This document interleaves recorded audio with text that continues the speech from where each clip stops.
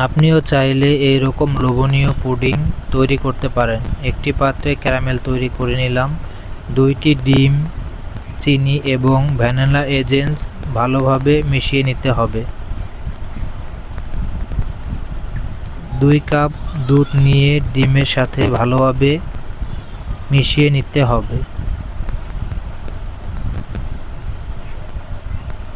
এরপর একটি পাত্রে পানিতে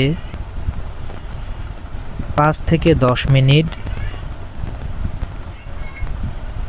ভাপ দিলে তৈরি হয়ে যাবে লোভনীয় ক্যারামেল পুডিং।